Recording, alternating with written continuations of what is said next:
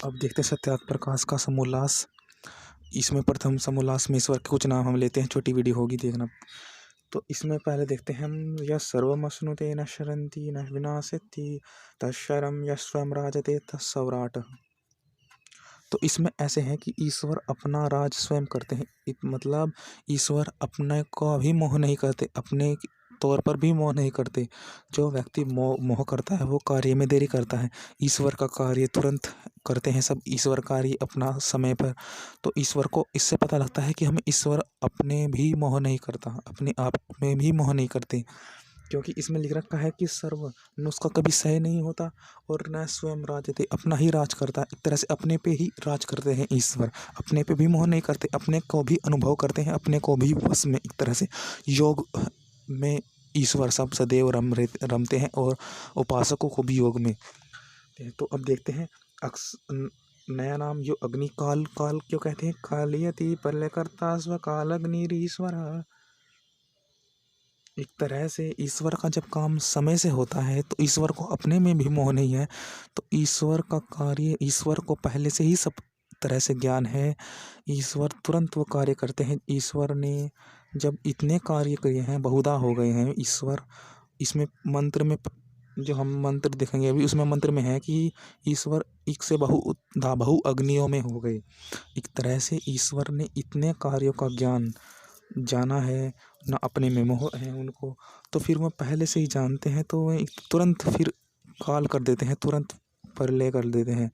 उन्हें थोड़ा भी समय नहीं लगता, क्योंकि वे प्रकृति के गुण जानते हैं, तो उनसे उनको तुरंत।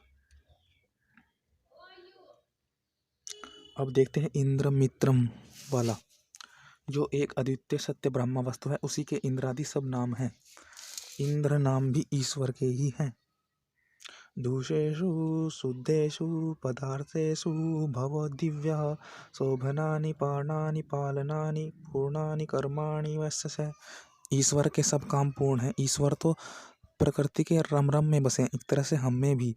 तो ईश्वर के काम पूर्ण हैं। एक तरह से ईश्वर कार्य को पूर्ण करके रहते हैं, जब ही जरूरत हो तभी प्रलय करते हैं, वरना पालन करते रहते हैं।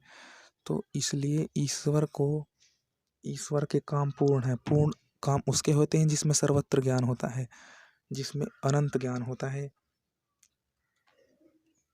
तो ये सिद्धांत जब मनुष्य भी व्यस्त होता है तो वो जरूरी आवश्यकता पूर्ण कार्य करता है, तब वो भावनाओं से नहीं फिरता। इसलिए ईश्वर भी जब हमारा पालन इतना सब कुछ कर रहे हैं, तो वे भी भावनाओं से नहीं, वे भी प्रकृति के गुण से ही कार्य करेंगे। जैसे प्रकृति में है, तुरंत प्रलय में होगा तो तुरंत प्रलय करेंगे।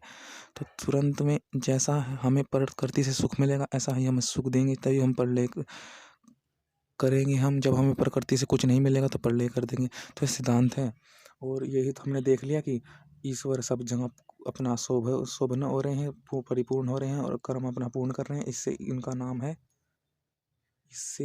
नाम है, पता लग गया आपको, मातुरीश्वः।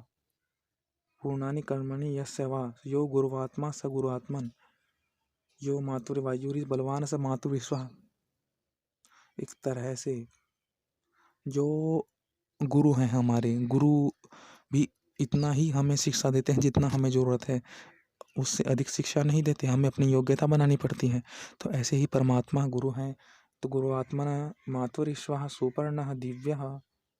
तो ये ईश्वर के नाम है। व्याप्त होने से, पालन करने से, पूर्ण कर्म होने से सुपर्ण, जिसके कर्म पूर्ण है वो जानते हैं कि हमें क्या चाहिए, हमें सुख किससे मिलेगा। तुरंत पढ़ लें, तुरंत एक तरह से सृष्टि रचते हैं, तो काम में देरी नहीं करते। तो ये ईश्वर के कारण है।